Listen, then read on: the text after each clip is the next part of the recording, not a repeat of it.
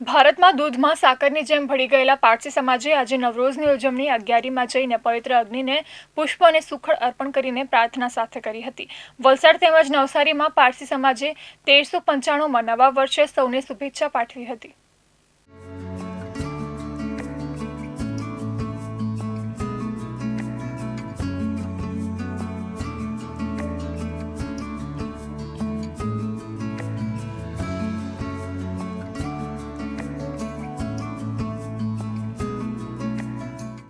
પારસીઓના સૌથી મોટા ધર્મસ્થળ વલસાડના ઉદવાડામાં પારસીઓએ પોતાના ઇષ્ટદેવ પવિત્ર આતસ બહેરામની પૂજા અર્ચના કરી હતી.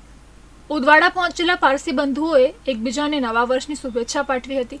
મહત્વપૂર્ણ છે કે પોતાના ધર્મની રક્ષા માટે પોતાનું વતન ઈરાન છોડી દરિયાઈ માર્ગે આશરાની શોધમાં નીકળેલા પારસીઓને આખરે ભારતમાં આશરો મળ્યો હતો.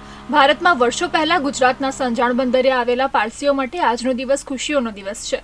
ઈરાનથી સંજાણ બંદરે આવેલા પારસીઓએ પોતાને આશરો આપનાર સંજાણના જાદી રાણાને આપેલા વચન પ્રમાણે આજે પણ પારસીઓ ભારતમાં દૂધમાં સાકર ભળે તેમ દરેક સમાજ સાથે ભળી ગયા છે.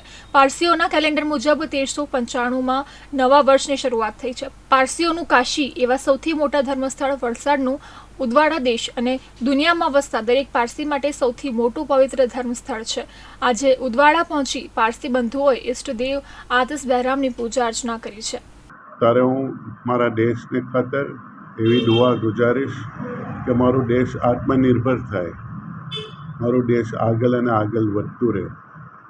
અને એ આત્મનિર્ભરતાને વાસ્તે આપ સૌને અને આપ દરેક કોમને, દરેક જાતને, દરેક હિન્દુસ્તાનીને, દરેક ભારતવાસીને પોતાનો સી ફાળો આપવો પડશે.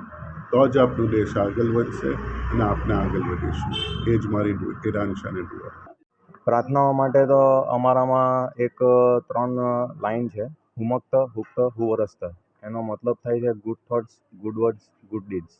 અને ગુજરાતીમાં આપણે જોઈએ તો ગુડ થોટ્સ એટલે ભાઈ સારું વિચાર કરતા રહો, ગુડ થોટ્સ પછી ગુડ વર્ડ્સ એટલે ભાઈ સારું બોલતા રહો, અને ગુડ ડીડ્સ એટલે ભાઈ સારા કર્મ કરતા રહો. અમે આ અમારા ગુરુજી જે છે, વરા દસ્તુજી છે, અમને જે જ્યારે અમને પૂજા અને જે નવજોત જનોઈ થાય છે એની અંદર બી એના પ્રકારો બધા અલગ અલગ નિયમો શીખવવામાં આવે છે.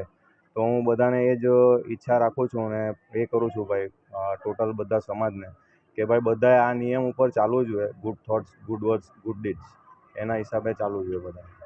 તો બીજી તરફ નવસારીમાં ઐતિહાસિક અગિયારીમાં આજે પારસીઓ પવિત્ર આતસ બહેરામને સુખડ અર્પણ કરી છે અને પ્રાર્થના કરી હતી. આજે નવરોઝના દિને પારસીઓએ મોટી સંખ્યામાં અગિયારી બહારથી સુખડના લાકડા ટુકડા લઈ પવિત્ર અગ્નિને અર્પણ કર્યા હતા. હજારો વર્ષોની પરંપરા અનુસાર પારસી કેલેન્ડરના અંતિમ મહિનાના અંતિમ 10 દિવસ મુક્તાદના એટલે પૂર્વજોને યાદ કરવાના દિવસો બાદ પારસીઓ પ્રાયશ્ચિત માટે પતેતી ઉજવે છે. અને આજે 1395ની પારસીઓએ નવરોઝની ઉજવણી કરી છે, જેમાં પારસી શહેરના તરોટા બજાર સ્થિત 250 વર્ષ જૂની પારસી અગિયારીમાં આવી પાક આતરસ બહેરામને પુષ્પ, સુખડના લાકડાના ટુકડા અર્પણ કરીને લોબાનની આહુતિ આપી. અગિયારીમાં દર્શન બાદ પારસીઓએ એકબીજાને નવરોઝની મુબારકબાદી આપી હતી. એમને ફૂલ અને ચંદનથી અમે એમની રોજ પ્રાર્થના કરતા હોઈએ છીએ.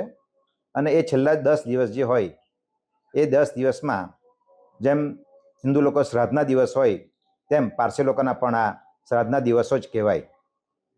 છેલ્લા 10 દિવસમાં અમારા આ બધા ક્રિયા થાય પછી અમારા પણ 12 મહિના અને 30 દિવસ એટલે 360 દિવસ થયા.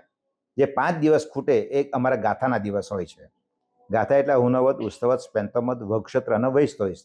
જે વૈસ્તોઈસ ગાથો છે એ અમારા વર્ષનો છેલ્લો દિવસ કહેવાય અને એને અમે પતેતી તરીકે ઉજવતા હોઈએ છીએ. પતેત એટલે પ્રાયશ્ચિત કરવાનો દિવસ. તે દિવસે પારસીઓ અગિયારી આતશ બહેરામમાં જઈને પ્રાર્થના કરતા હોય અને વર્ષ દરમિયાન થયેલી ભૂલોનું પ્રાયશ્ચિત કરતા હોઈએ છીએ. બીજા માટે, સમસ્ત પ્રાણી જગત માટે, સજીવ સૃષ્ટિ માટે પ્રાર્થના કરતા હોઈએ છીએ અને આજે ન્યૂ યરની ઉજવણી કરતા હોઈએ છીએ.